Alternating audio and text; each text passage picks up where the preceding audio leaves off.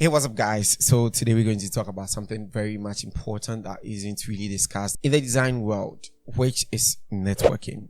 You know, they normally say your network is your net worth. Is it really true for us as designers? We're going to look at that coming up.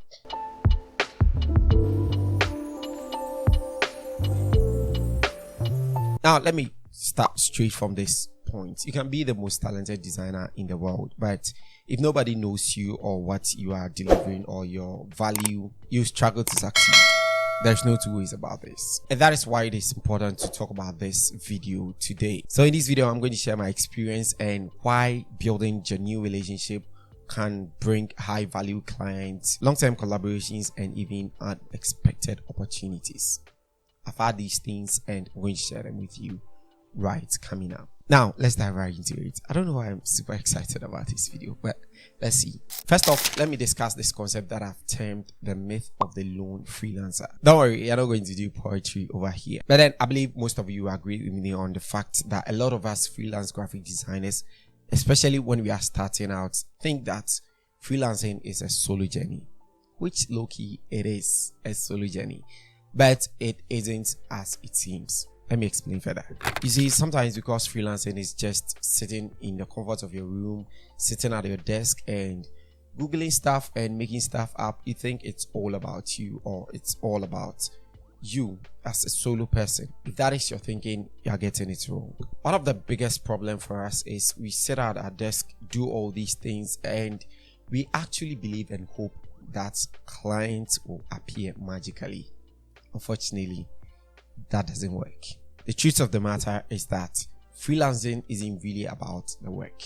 It's about who you know. Now, if you think I'm wrong, consider this case scenario. Why do you think that freelancers or sellers on platforms like Fiverr, Upwork, who get higher ratings, get their works promoted as against you who don't have one single rating? Why do you think it is so? The whole concept is very simple. The more you are getting people, or the more you are getting people referred to you or recommended by you, the more it is that people are going to trust your brand, trust your solutions, and trust what you have to offer. Now, here is how your network is so powerful. 1. Referrals are good. Now, did you know that about 85% of freelancers get their best clients from referrals? Maybe you've not gotten there, but I am a living testimony to this. Most of the high paying clients that I've worked with, or most of the returning clients that I have as of now, are referrals. The people that I work with, the people that I did free works for, the people that I worked with earlier have been recommending my works to other people. You get an email, "Hi Innocent, how are you doing? You are recommended to me by my sister, my brother, this person from here, and that." And you don't think referrals are powerful? They really are. Now, you see, the beauty of it is that happy clients and connections will recommend you to other people, saving you time and pitches. Now, there are some opportunities you can't just Google them up. There are some opportunities you are not finding them on the internet. They are simply coming because of word of mouth. So some of these opportunities or some of these clients that you are going to be getting, they don't really have to come through your social media. They don't even need to see your portfolio, but because this particular person recommended you, that is all that you need. Now, let's talk about one of the most important parts of this video. How do you build a strong network? I believe some of these points that I'm going to mention, some of you are already familiar, but then let's go. First off, start with past clients, start with family, start with friends, start with the people around you. You see, people come to me on Innocent, how do I get clients on Fiverr? And my best go-to solutions is start with your past clients. You're working with people already. You have family already. You have people that trust your brand.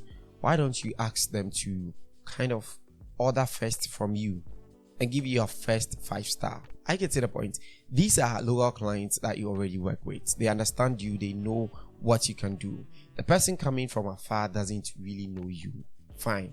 But due to the recommendation that these clients who knows you very well will give in the form of a 5-star, for instance, on Fiverr, it is going to compel them to try your brand. Now, let these clients that you've worked with know your availability and that you are available or you are there for future projects as well. You just don't have to work with one client today and that is it. You don't even care about them, or you don't care about anything that happened afterwards, because at the end of the day, you think that you're going to find a new client. Now, another important thing that you need to do if you want to build a strong network is engaging online.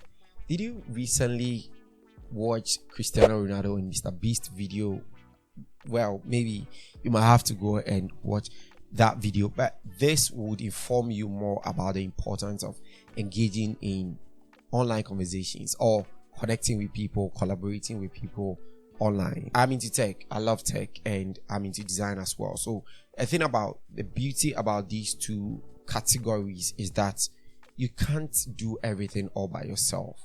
You can sometimes get a project that you need somebody to do, like motion graphics. They need to do like logo for you. They need to do this or that for you. If you're not engaging with people online, if you're not connecting or collaborating with other people online, you are losing all these opportunities. You are very good at creating motion graphics. You are very good at designing logos. But if you don't know anyone that can recommend you or can bring a project that will onboard you to do the logo design, you are losing these things. And that is why it is important that you show up online. You be present online. Engage on like-minded posts. Somebody can even spot you from comment sections. Somebody can spot you from your addition to a topic that is being discussed. Your expertise advice in somebody's comments. These are ways of connecting to people and building connections. Now, point number 3. This is something that I'm making a conscious effort to as well do. Attend events. You see, you attend design events. You attend, if you are into tech or if you are into any other space, make sure you attend events or connect with people in person. There is this special thing when you connect with people in person. I recently attended the YouTube Creators Festival for the first time in Accra, and I got the opportunity to meet a lot of like other content creators in person for the first time. And these are people that you've been engaging with or talking to. Even you might be in the same group or you might be talking on phone. But when you meet them in person, there is this something special that comes with it. And the connection becomes more as compared to when you are always speaking on phone. So make it a point to attend to events that is around your circle of practice. If that is an English word. Another important thing, collaborate. Charlie, you can't do everything all by yourself, and you can't gatekeep everything all by yourself. You need people. Okay, so open up and collaborate. Speak to people, talk to people on what projects you can do together. If you are into content creation like myself, you can reach out to people that you can collaborate with. This is something that we've been talking and a lot of people have been talking about lately. But you see, it exposes you to other people. You see, you can just be known or be seen by someone else just by someone posting you on their WhatsApp status. I remember I recently had a gig where somebody shared a drone shot of mine on their status. It was just a drone shot that I had edited into like a nice post. And the person downloaded it and uploaded it on his status. Someone looked at it and they were interested in getting a drone service for their project, and I was onboarded. You see how powerful or how important it is to get people that will help you spread what you do. Charlie, you need to open up. You need to share some of the little secrets that you know. Share some of the tools that you've been using to create masterpieces.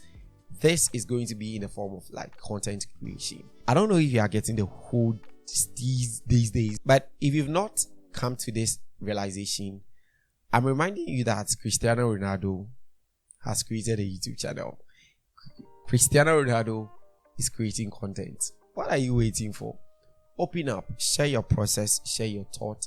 You can do day in your lives as a designer. You can walk us through your process as a freelancer. You can share up, give advices, give recommendation, and one of the most important thing, also recommend people to others. One of the problems I have with people is that they always want you to come in for them, or anytime, oh Charlie, help me share this post, help me do this. But the question you ask yourself is, what are you also doing for others? People have been recommending you for jobs here and there, back and forth. When was the last time you genuinely recommended somebody for a project or a role? You are not doing it. Be generous. You see, that favor that you want people to do for you, you do the same for other people. Okay, these 5 things that I mentioned earlier are things that are going to help you connect with people and build strong relationship with others, clients, and other people around you. And as a very personal experience, I've had people that has recommended me to a lot of people or has given me gigs just simply because they know me. And if you are struggling in your freelance design process, if you are not getting the client or if you are not catching up, you should consider or you should take a time and look at some of these things. What are your circle of influence? What are the people that you hang out with on your social media feed? What are the things that you've been engaging on? What are the things that you've been tweeting about? It shouldn't always be about politics, about people talking ill about people. At least engage in like your field, contribute to something. At least let people know that you have an idea or an expertise on something. Talk about some of these things, record videos, and entirely just connect and build amazing, strong relationships. So yeah, in general, you should stop treating freelancing or doing this design journey as a solo thing. Magic isn't just going to happen. Okay, you just need to open up. You just need to connect and build networks. The thing is, the more genuine relationships you build, the more opportunities will come your way. Like I mentioned earlier, networking is more like the bloodline of today's society. Okay, so if you are not networking, if you are not building, reaching out to people, you are losing out on a lot. Now, remember this, your talent will get your foot in the door, but your networks will keep the doors open. So make it a point to build genuine relationships and networks. Now, share with us in the comments what are your points or what are your strategies for building and connecting with other people, building genuine relationships and networks and connecting with other people, as others will be in there to learn from you as well. I hope you found this video helpful. If you did, subscribe to the channel, it'd be so very much appreciated. And please share this video to other people so that they can also know the importance of building networks as creatives and as a way of helping spread this news as well. Thank you so much for sticking around to watch. I'll see you guys in the next video. It's Innocent here and bye.